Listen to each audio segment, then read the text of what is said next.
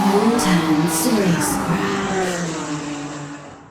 Welcome to the 11Tenths Racecraft podcast. This is episode 3, a continuation of episode 2, where my good friend and owner-operator of 11Tenths Racecraft recounted his trip in 2019 to Le Mans. I'm David Balazic, Milk for Coffee as you may know me. Also in this episode is Randy Spar. Let's get right back to it and continue the Euro trip. All right, so I mean, as the night starts to fall, and you got to realize that there's different access packages to get into the race. Mm-hmm. I would guess that there is general access where you basically can walk around anywhere, and you bring yourself a little chair, and you figure out A chair and a cooler, park, find a spot beside a chain link fence and watch all the racing.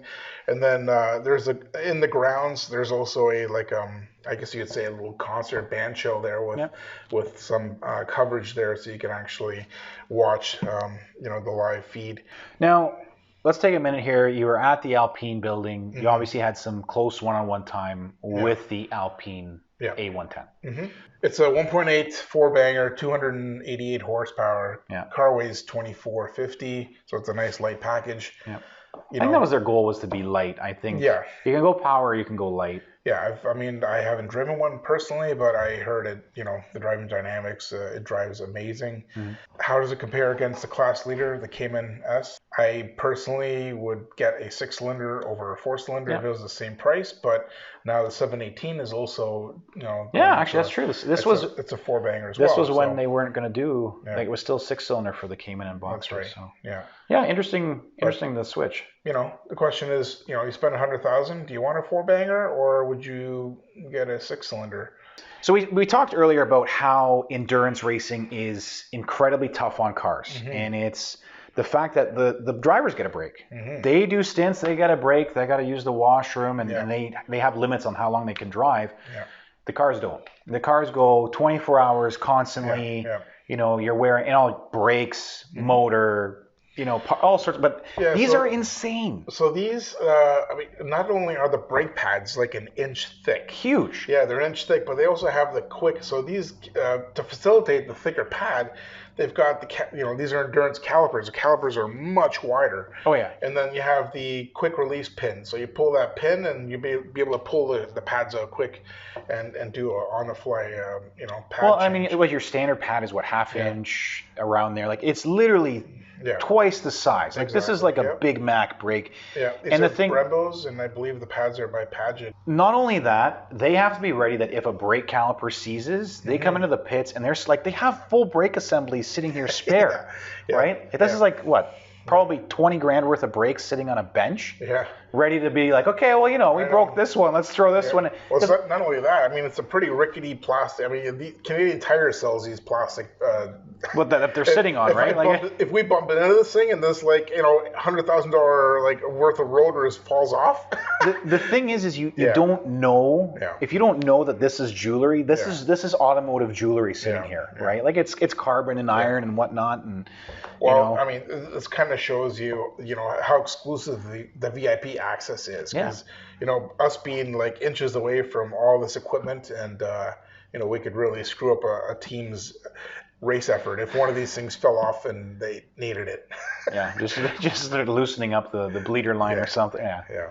That's it. Well, you know what? I bet you, these are super thick brakes. Yeah. Okay. Yeah. We're geeking out on brakes here. It's the width of a thumb. Let's talk about, so Le Mans was originally the whole goal of you guys going to France. So Le Mans is a 24-hour race. It starts at 9 in the morning, ends 9 in the morning on the Sunday. Well, not only that, you've got qualifying practice. Yeah. It's a weekend event. It's a full weekend event. Now, we were there from 9, probably 7 in the morning on the Saturday. Yeah. We experienced, the start of the race, all the festivities, the evening, midnight, 1 o'clock. So by 3 o'clock, we were there for 18 hours. That's probably enough. We had a good idea of who's going to win the race because, you're watching how many laps ahead the first place guys are. Yeah. We were just like, okay, what do you want to do? Yeah. The race ends in 6 hours. We've pretty much seen everything. We've exhausted everything. And we're just like, you know what? How far is the Nurburgring from here? I think we were at this point awake for probably 72 hours. Yeah. You've covered it. Yeah. The thought is Hey, Germany's right next door. Let's just go over to Germany. Yeah. Germany can't be further than from here to Montreal, right? It was about 600K to the Nurburgring. So a day's drive. Yeah, 500K. Yeah. So you did it. Not even half a day, right? Done. Just pop back in the Renault, shoulder to shoulder. So we figured let's go into Paris and go back to the rental car place and see if we can return this car and maybe upgrade to something like a 4 Series. You know, if we're going to experience the Nurburgring, we want something a little bit sportier. Yeah, makes sense. You know, so we're driving out, and I was nodding off. I couldn't actually do it. So, you know, at 5 a.m, I pull into a rest area, and my partner was snoring away. An hour of shut eye. That's all I was asking for. Yeah. I pull in. I keep the AC and the engine running, and put it in park. And I just tilted my seat back, and next thing you know, 1 eternity later, he's waking me up. And it was like 3 or 4 hours later, my body, I couldn't just take a nap. Yeah. My body was shutting down. we need to sleep. Yeah. And he was gasping for air. I woke up, and it must have been 140 degrees in this car. The car shut off by itself. Yeah. The windows were all shut. You know, it was so you greenhoused yourself. It was a greenhouse. 2 big guys in here. We were sweating. We kick open the door, and like all the fresh air comes in. We're like, what's going on? I couldn't believe it. Anyway, it was the funniest thing. He thought we were like, you know, minutes from the Nurburgring because it was my driving stint, and we didn't even get to Paris yet. So it makes sense. It was brutal. So anyways, we ended up going to the rental agency. They did not want to give us a new car. They didn't want to break the contract. So we effectively had to rent 2 cars. Right. So we either park the Renault and then rent another car, and we're just like, you know what, just screw it. We'll just continue going to the Nurburgring. So I'll admit at this point, I've heard this story before, and we wanted to bring you in on the story because it's a fantastic experience, but I actually respect the fact that you guys had that little car anyway, because you could have a 4 Series or rent a 911 and go to the Nürburgring, or you could have this tiny little 900cc car and wring the literal living soul out of it. The tires were toast. Like, I'm sure that the carpet underneath the gas pedal was worn away from being matted the whole time. It topped out at 178. That's as fast as it would go on a straight on a level surface. Yeah, and then occasionally we almost touched 200 once on a long downhill stretch. I think 198 is as fast as it would go. And we have to preface: we are talking about the Autobahn. Yeah, so, the Autobahn. It's legal. Yeah. Not Mexico, not, you know. Yeah, none of that garbage. The actual Autobahn stuff. Yeah. So, okay, but and the thing is, you know what, you're in Europe. So you're traveling along these roads. You've seen McLarens, Ferraris, obviously lots of people. There's the 2CV club. Right. Yeah, we passed like a bunch of these things. Yeah. So couldn't believe it. It was something you don't see often, right? No, a little French little egg getter, right? Yeah. So a few of them actually. So I passed by. Okay, this is fascinating. So you're at a truck stop, or this is actually a common occurrence. So we noticed this at quite a few truck stops. So the truckers would pull out a hibachi and have a full-on picnic there. You know, actually, like seriously, there's why waste money at a restaurant when you can bring all your stuff? But he's got like a full-on full-size pot. You know, he's got 2 benches. We got a burner going. Like that looks. You're dedicated. Yeah. Dedicated. Lorry drivers. That's what you got to get her done, right? Yeah. So. Okay, so you've arrived. We are now a couple hours gone. Nürburgring. I mean, if you're that close to the Nürburgring, wouldn't you go as well? I know I sure would. But there's plenty going on back here at home. The 11Tenths Racecraft shop always has a lot going on. Let's see what's there. So we had our 11Tenths track day at TMP. That was a lot of fun. Toronto Motorsports Park. We had a good time there. It was in conjunction with Evolution Motorsports as well. Mm-hmm. So we had probably about 70 or 80 cars come out that day. It was a good day. Respectable too. I want to say with that many cars, it was everyone was very respectable about space and you know. Yeah, there was no incidents. Yeah, it's a good day. Yeah, and then so we had one of our customers come out with the old school 91 Miata, and he had a blast, and he basically just wants more power. Okay. So his target is 300 wheel horsepower. So we've sourced him a motor from a 1.8. For reference, though, that car is like sub 100 horsepower, around 100 horsepower as it sits. I think it's 100 horsepower 1.6. Okay. But he's targeting 300 wheel. Correct, manual wheels. So we've huge. So we got a newer 1.8 from a 2000s Miata from an NB, and we're adding a Greddy turbo kit with a Link ECU. And so it'll be interesting to see because you've got Miata, we've common platform, and a lot of parts out there. I wonder how good that kit will fit. You think it's going to be like a bolt-in easy job, or is it going to be customization, right? Like the eBay kit by comparison kind of thing, right? No, I think it'll fit really well. Those cars back then they were simple and they had a lot of room in the engine bay. Okay. I mean, if you could fit an LS in there from true. Monster Miata, then true enough. A turbo hanging off the one side is no issue at all. That's pretty cool. And what else we have? We got another customer brought in a E30. It was a late model, like a 91 convertible, with a blown M20. His head gasket is gone and automatic transmission. And he's doing the Big 6 M30 swap with a 5-speed manual conversion as well. And what is it? A 3 It's a 3.5 liter. Oh wow, it's that big. Yeah, I didn't know that. Out of 535. That's cool. Yeah.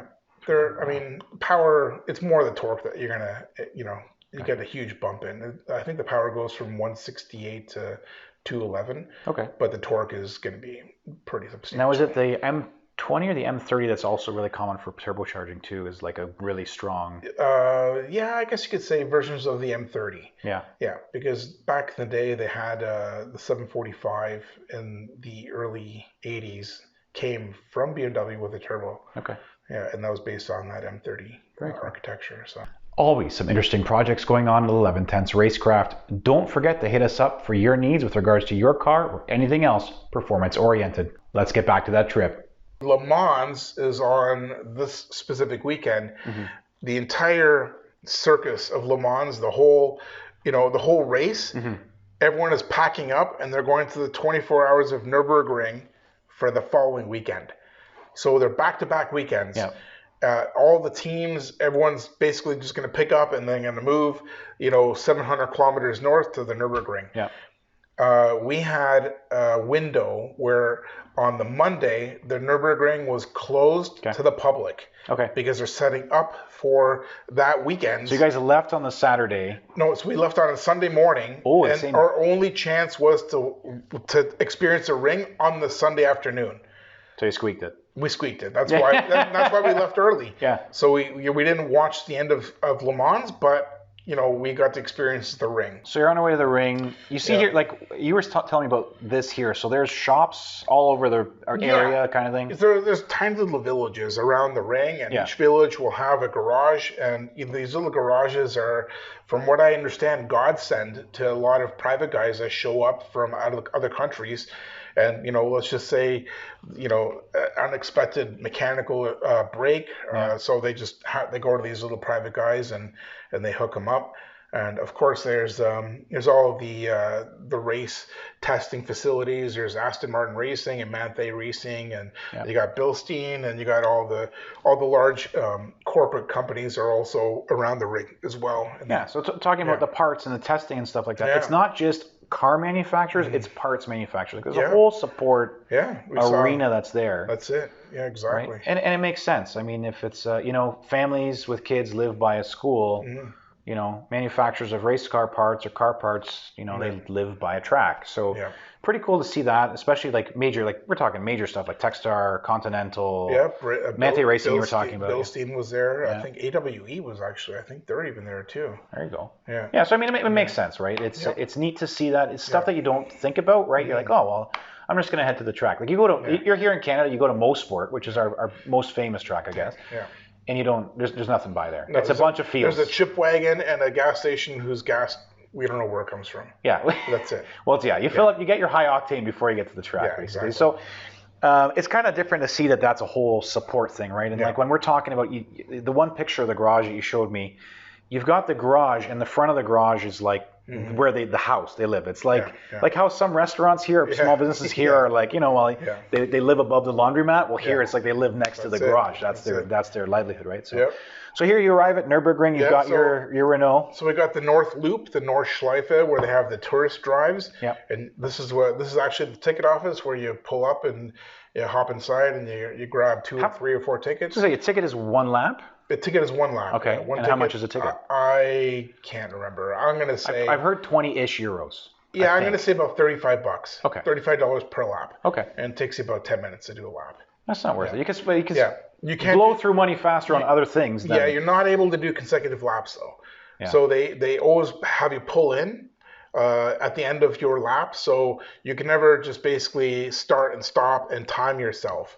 Now what they do is they have what they call a bridge and then the gantry. So the bridge is as you accelerate, as you get on the track and then you start accelerating, then there's a landmark. It's actually like a footbridge. Okay. A lot of people will start timing there. Okay. And then as you're coming out of the last corner before you pit in, there's another, well, they call it a gantry, but it's almost like a footbridge as well. Okay. So a lot of people will time themselves from bridge to gantry. Okay. I think there's even a website, bridge to gantry, so you can see how you do compared to other people, right? Well, little known, it's not, I see that is new to me because I haven't been there yet. But I know that when we talk about like outright lap times for the Nurburgring, there's different configurations and lengths because it's such an old track. Right. Yeah. Like Porsche with their original, I forgot what the whale tail one was, the LMP car, prototype car, basically the 917. Yeah. The 917 versus they took their new 919 Evo, whatever, and tried to do like the craziest lap. Yeah, they had to get a certain section opened or something that they don't really have open usually for testing. So there's a couple of different configurations for the track. So obviously it's huge. Well, it's not only that, but I think there are certain areas of the track where a lot of people were dying back in the 80s. So they actually there's actually one section called Flugplatz, which means airport, and that's basically where you would fly. So they actually, it's kind of like Mosport at the back where they actually they took down some of the hump. Right. Okay. Yeah. So that's, cars are getting so much quicker nowadays. True enough. And with all the public just going out there and trying it, they made it. There used to be I remember reading Road and Track magazines and it was like, remember the E39 M5 was the first sedan, I think, that was under 8 minutes. Yeah. And that was like, now it's like, your Honda Accord will do under 8 minutes. You know? Or like a Type R will do 7.5 minutes, like a new Type R. Yeah, it's crazy. So it's, it's always a chase. That's nothing new, but it's cool how it's a constant evolution of just time, right? Faster and faster. But okay, so it's more tire technology, but okay. All right, fine. Yeah. So this is kind of like where everyone just kind of congregates and they wait for the next lap. Now you were saying too, like the parking lot is in itself an experience. Yeah, I mean a lot of people will come here from another country, and generally I think most people buy, from what I understand, like 4 to 6 laps for the day. Okay. Because they'll go out, they'll do 1 10-minute lap, they'll come back in. They'll let the car cool off. They'll go have a drink, or they'll talk to other people, and then an hour later they'll go back out and they'll do their second lap. It's not often that you see people just lap after lap after lap. You know what I mean? I've never thought about this, but this kind of reminds it's this very European Alpsness of here you see a ski hill in like Ontario, Canada, and it takes you 2 minutes to go down the hill. Yeah. But in Europe, it takes you like an hour to go down the hill, and then you go into the they actually have chalet. They have chalets mid hill. Yeah. So everything is longer and more enjoyable in Europe, essentially. Is what we're saying. They take it easy, and it's not about. I guess it's not about dollar per experience there. You know what I mean? It's we do it like we talk about this. We do a lot of track days. It's usually a 15 to 20 minute session. Yeah. But that's usually 15 to 20 laps. Yeah. But if you're doing 10 minutes for one lap, like it's a different experience. Oh yeah, I'd imagine, right? With 170 corners, it's hard to you have to be aware of what's around every corner, and it's not really. This is essentially a public road. So you'll see mopeds on here. You'll see tour buses on here. So if you've got a fast GT3 and you're going around this corner, and then you come up to a moped doing 50 on an apex of the next corner, you got to be ready for that. You got to be ready for that. Yeah, that's exactly it. So what happens is there are accidents quite often. I mean, I'm going to say there's at least an accident every hour. Okay. So they shut down the track. They don't let anybody else out there. An ambulance and the tow truck go out. They pick up whatever damage it is. And then what you'll see is all the serious lappers will line up at the gate. All the serious guys. You see the GTRs, the GT3s, and the Lotus Exiges, and they're all waiting because when that gate opens, they're the only ones. They know that there's nothing else out there. Yeah. Because that ambulance and tow truck are most likely the last thing that just came in. Yeah. So they'll have a free go at it. So that's pretty cool. Yeah, it's pretty neat. Neat tip there. So you wait and then you line up and be sure. Yeah, because there is traffic out there. There's a bit of everything. Yeah. So we were talking too, like public road. It looks narrow. It is really narrow. Right. And there's you got maybe 8 feet of grass before you hit the Armco there. So typically, like if you remove the Armco, this looks like an average country drive. Yeah, right? Exactly. Yeah. Trees. The one thing that images won't reflect is the fact that this is essentially on the side of a mountain.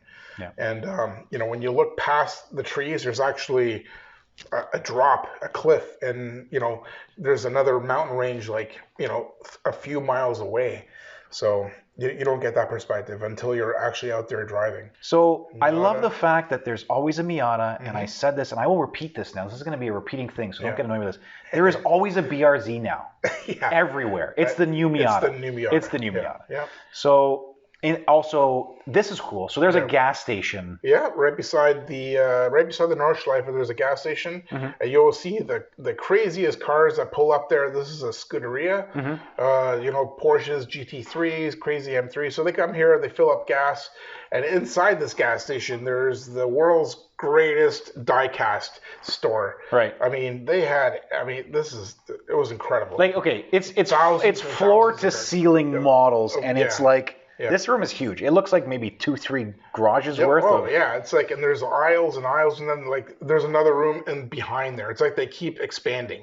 Yeah. You know what I mean? It's incredible. So it's all models, and of course you've got like souvenirs and other stuff that comes along with it. Yeah, like just before this room, there's a souvenir room, and then there's a little restaurant, and this is basically a gas station you would want to stop at, right? Yeah. So this is actually right across from the Nurburgring. There's a whole bunch of fields.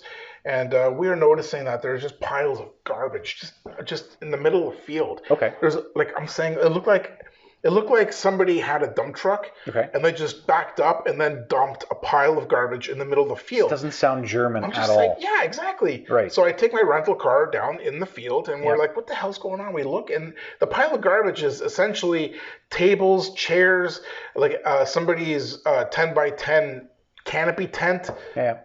Broken. Okay. And then we realized this is actually a concert grounds. Okay. So there must have been a huge concert a week or two before, and they're still cleaning up from the concert. That makes sense. It looks like it's a giant concert field. Like there's no trees or anything. Like it's literally a grass field with lanes. Yeah. And there's actually that looks like a lot of garbage. Like you told me about it. Now I'm looking at this image. There's actually a lot of garbage kicking around there. Yeah, it's pretty neat. And I'm guessing there's going to be more concerts when the 24 hours shows up 4 days later. I have read, I have not heard, but I have read that Nurburgring is more of a party for the campers than Le Mans. So that says something, right? And I mean, anything like that. If you are local here in Ontario watching us, do yourself a favor and go check out Le Mans at Mosport. Camp. We actually, a buddy of ours, we went out camping last year, the year before. We dragged you out, and he was like, I don't want to go. He had a good time. He had a good time. But anyway, so test center. Yeah, so it's inside the Nurburgring. There's a little town of Nurburg, where the name of the ring originated from. And inside this little town, they have the M Test Center, and like we were talking about all the other facilities. Most of those modern facilities are actually on the outside of the Nurburgring. This is a little village on the inside. So I think BMW got in there pretty early. The infield of the giant, like it's funny because you see infield, we talked about Le Mans, but the infield of the Nurburgring must be like, the track is 13K? 13, no. 2 very boring minutes later. 21 kilometers. So 21 kilometers. Okay. That's for the north loop. Okay. There's the F1 track, which is on top of that, right? And that's like a 3.5 kilometer track, equivalent well, to CTM. what we're saying here is that is a half an hour drive in a circle. So there's a lot of space in the middle of it. So the infield is literally multiple towns. Multiple towns, yeah. Anyway, so one town, you've got like your M testing center. BMW's in there. Yeah, this is actually this is a restaurant for Sabine Schmidt. I think a lot of people know her. She's a the ringmaster, ring taxi driver, professional race car driver, announcer for Top Gear and a few German TV shows as well. Yeah. This is her family's got a restaurant here. That's pretty cool. And so we didn't eat here because they needed reservations. I did get a chance to experience it on a previous year when I was here, and it's really good food. So we ended up going. That's the castle of Nurburgring up there. So if you don't know the track, or if you I'm sure if you played video games, there is a castle at one point. There's tons of castles in Europe. Period. That's like your mansions in Canada and the States are castles in Europe. Yeah. But anyway, so there's a castle. But you were saying that you weren't too disappointed with Sabine. It's a restaurant. No. You went somewhere else. Yeah, we went to this other restaurant just like, a couple hundred meters away. And we were overlooking like the valley, and they had amazing schnitzel there and had some goulash. And I guess some good beer, some good German beer. Yeah, some really large glasses of beer. Yeah. But yeah, no, there's. I'll put it up on the screen for those watching. But there's a good, you can see Randy eating, and it's massive. Massive valley behind. Like it's a beautiful spot, right? As you said, it's all in the hills, the Alps. I'm getting hungry right now just watching. I know. I was thinking the same thing. Schnitzel, man. Schnitzel is a go-to. Let's go to Metro. Yeah, for those of you in Kitchener, Metro restaurant on Victoria Street. 10 different types of schnitzel. Yeah. Okay, let's not get. I'm gonna cut this short. This is all the stuff that you're interested in. Yeah, basically. You're right. Anyway, so race taxis. Yeah. So you can buy, if you don't want to drive the ring, you can just basically be a passenger. And I dwell on this because you have BMW ones. But these are like GT3 Porsche, GT2. Yeah, GT3. GT3 and GT2 Porsches that you could basically taxi around. So that'll be the fastest way to puke in your life. Trust your life. Go to the restaurant after the taxi. So what is this? You're lying on the floor. So this is actually within the Nurburgring, they have the F1 track. Yep. And the F1 track is next level when it comes to the North Loop. Okay. The North Loop is really just like grassroots. It's for tourist drives and the odd, production car that's being developed there. Okay. But then there's the F1 track, which is about a 3.5 kilometer loop, and they got the massive grandstands, and they have like all the, it's this massive complex where they have roller coasters and restaurants and everything, and obviously it was pretty dead when we were there because again it's the build up to the Nurburgring 24-hour. Why would you, if you know that if that's going on next Saturday or next Sunday, why would you you'd wait, right? Exactly. So in there's a Nissan boutique where they sell a lot of Nissan paraphernalia, and they had this massive I guess that it was actually it's a topographical map. It's a diorama of the actual Nurburgring. Yeah. And the whole thing is elevated by about 10 inches, and then they have like glass. So I was just laying down on top of the Nurburgring. That's actually really cool. So it's like it's a massive scale map. That's got to be like what? Yeah. 30, 40 feet? Yeah, I'd say about 20 feet by 10 feet. Yeah. And of course they have the time of the GTR Nismo. 7 seconds. 7 minutes. 7 minutes, yeah. Anyway, that's pretty cool. Back in 2013. So yeah, you were saying, so there's a roller coaster. Yeah, there's this massive roller coaster, and the roller coaster actually goes into the building and comes back out. It wasn't operating when we were there, but you can kind of see where, I guess they would open the door up there. Yeah, that's how you get the decapitated. Yeah. They got to open the door first. Yeah. But and then of course these are more boutique shops in there. Wine, they sell wine in the boutique. So they have a full-on museum there where they have a lot of the cars that were record holders and a lot of the drivers, the old drivers, some of the people that were winners for some of the significant cars and people, right? Exactly. Okay. So at this point, if you haven't already, you should be subscribing because this is the quality content that we want to continue to do. Ring that little bell too. But yeah, like a bunch of old stuff. This was in your picture collection. I thought was really, really neat. Yeah, it's like a steering wheel spacer, lightweight by the looks of it. But it's machined through beautifully. Like this is the kind of stuff. Like if you're that's the whole point of these places. When you go to, like when you went to Le Mans, you see these cars and like, it's interesting because the jewelry aspect, like those brakes, you would have never known, like, when did you ever go look up other brake pads other than the ones that are for the car that you need? Yeah. You don't go looking at that stuff. Like, yeah, exactly. Whereas these cars and stuff like that, like in this museum, like these parts, they're trying to maximize everything. So this is just a hub, a piece of material that they drilled out. It looks like a BMW E30, probably a DTM car. Yeah. And they just made it as light as possible, right? So anyway, that's the kind of stuff that you want to see. Yeah. The theater. They had a what they call a 4D theater. So you're sitting down there and you watch all the old races of the Nurburgring, and what they meant by 4D, obviously you have your 3-dimensional glasses on, and then they start squirting water off the ceiling when it's raining on track. When it's raining on track, yeah. Nice. And the AC is pumping really, really cold, so it was, Was it? So it depends on how hot the day is. It was freezing cold in there. Yeah. And they got this simulator, like a race rig simulator for a truck. Yeah. So they do. Now transport trucks are different. They don't have like the giant Peterbilt. Trucks. It's like cab over engine stuff. But they race them. They have a whole race series in Europe. So this kind of stuff. But they put you in a sim. Like that's a serious sim that we're looking at. Like it's got massive actuators and stuff. So that's kind of neat. So. On top is the museum, and down below is a go-kart track. You're saying electric go-karts, Yeah, right? It's electric, huge. And these things were really fast. Like they were really quick. Okay, back to food. German schnitzel. Yeah, the gas station's got quality food there. You're not stuck just buying chips and chocolate bars. Yeah, like they care about their food. It's everything's kind of next. I remember like the last time I was in Europe, like there were bars, like restaurants and bars at gas stations. Like I remember going out to this was younger me. I was going clubbing. Yeah. And my cousin's like, hey, we're not done yet. I'm like, okay, what club's open? Like, what's an after-hours club? We're at a gas station. There's a DJ. We're still getting drinks. Like gas stations are very random in Europe. Like a lot of good food and stuff, right? So okay, so you're done with Germany. Yeah.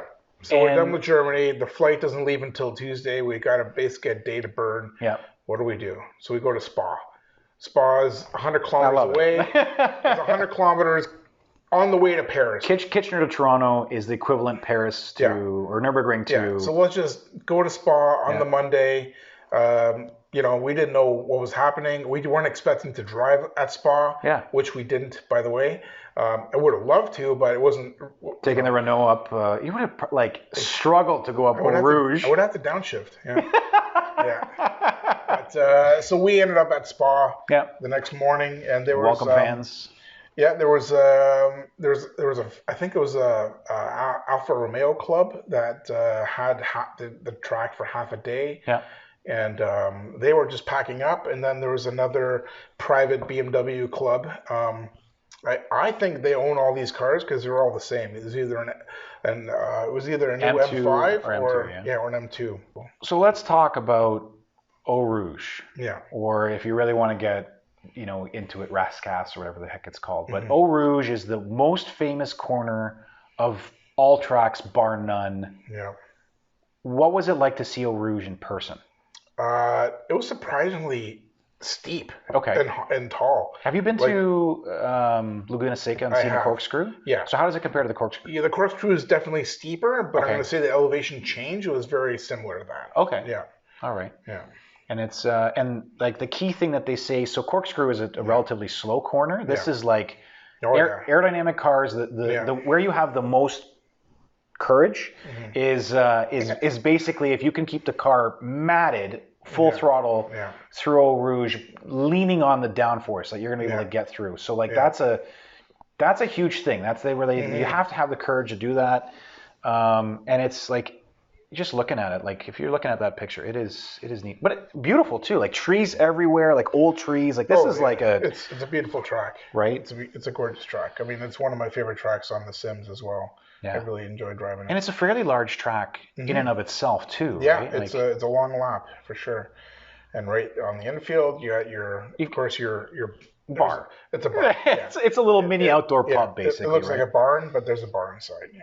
So that's all right. Obviously, there's a car in the barn. Yeah. Now I love this. So you didn't. So as you said, you didn't expect to go to Spa. No, we weren't So we stumbled on Spa. Okay, fine. We were there. We're checking it out for a few hours, taking all the pictures. My battery is just about to die on my phone.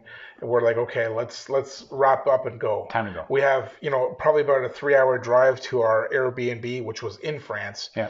And because Spa is in Belgium. So we're just getting ready to leave, and then a truck pulls up, and it's got this big word Zenvo on the side of it. Yeah, man. Zenvo is a boutique car manufacturer. Where are they from? I think they're like Norway or something. I don't know. Some northeastern Europe. Yeah. Let's just summarize. Google it. Yeah, I think they're Swedish. It might be Swedish. Yeah. And it's a wicked looking thing. I asked the guy. I go, "Hey, are you coming or are you going?" The driver, and he's like, "No, we just got here. We just drove like 18 hours." I'm like, "Oh my god." I go, "Is there a Zenvo in the trailer?" He's like, "Yeah, man. There's 2." I'm like, perfect. I go, "Are you taking him out right now?" He's like, "Yeah." I'm like, perfect. I couldn't believe it, right? Yeah, that's pretty I get to actually see one of these things. These are like $2 million cars. Yeah, so this one, or both these cars just came from a car show. I'm trying to remember where. It was a while ago. I can't remember, but they basically just came from a car show, and they're here for a press junket, and they've rented the track on the Tuesday, and basically they're going to be driving people around and I guess potential customers and that whole thing. It was going to be a Zenvo day on Tuesday. It's a wicked looking thing. Like I have to the timing of luck here, because I remember sitting at home. This was actually, they didn't release a lot of information. This is that one that has that articulating wing in the middle. Yeah, it's got a wing in the back that's active, and active in the sense that it doesn't just tilt up and down for braking. It's side to side for the lateral downforce around corners. And it's weird to see. I'll try and find a video to put up for the YouTube, but basically it actually leans into the turn the opposite way that the car is leaning. So if you're going left turn and the car's leaning on the right side of the car weight-wise, the wing is tilted to the left to give down. Like, it's a wicked thing to see. Yeah, it takes in the laminar flow of the air around a corner, right? So when you go around a corner, the air changes. So it's trying to capture as much of the downforce as the air is exiting the car. Laminar flow. You were telling me too, dialing back to the Nurburgring for a second. We're talking, it was a museum. There was some laminar flow dioramas that you could interact with too, right? The museum was amazing. It wasn't just static displays. They actually had areas in the back where you're able to, it's kind of like a science center where you're able to try out different exhibits. And they had one where they had several small wind tunnel mock-ups, and they had probably 1/4 scale cars with I think they were F1 cars, where they had the nose piece and they had the wings where you would turn a little dial, and the wing would turn as the air was rushing at it, and you can see where the downforce was optimal. It was a live wind tunnel. Yeah, it was a live wind tunnel that you're able to manipulate. That's pretty cool. It was pretty amazing. So laminar flow and all that stuff. So these guys get off the track. So you actually got you guys are right up in this car. Yeah, they were they let us basically sit in the car and try it out. Well, we didn't try it out. We got to sit in the car. Sat in the car. Yeah, but sat in the car. The you could probably count on one hand. It was idling. It was a 1,300 horsepower twin supercharged V8. That's nuts. And I think there were only 13 in existence. I think this one was number 13. And this was the TSRS or something. Yeah, this is a special acronym version. Something. The track version. Yeah, exactly. Just crazy. So, well, that's neat, man. So back to that's our cue for that's it. So a good trip. It was amazing. We're talking about covered a lot of ground in 4 days. Yeah. 4 days, 3 tracks, a lot of racing. You guys got to do some driving. Mm-hmm. It's you put the air filter back in the car. Yeah, at the end. Yeah, that's good. Right at the very end, I topped it up and returned it with the air filter inside. Yeah, returned as necessary. Hey, I saved somebody, the filter. Yeah, it's true. There's less dirt in the filter. A few more dead bugs on the front of the car as well. That's right. Yeah. But no, good stuff. I mean, that sounds like a fantastic trip. That was amazing. I think that's kind of on any car person's bucket list. It's a bucket list track, yeah. For sure. It is some really cool stuff to see. So I appreciate you sharing that. I hope the audience, again, please subscribe, ring the bell if you enjoyed it. Let us know. Our goal is to continue with stuff like this. So yeah, it was good. Thanks for tuning in. Yeah, thank you. Take it easy. Take care.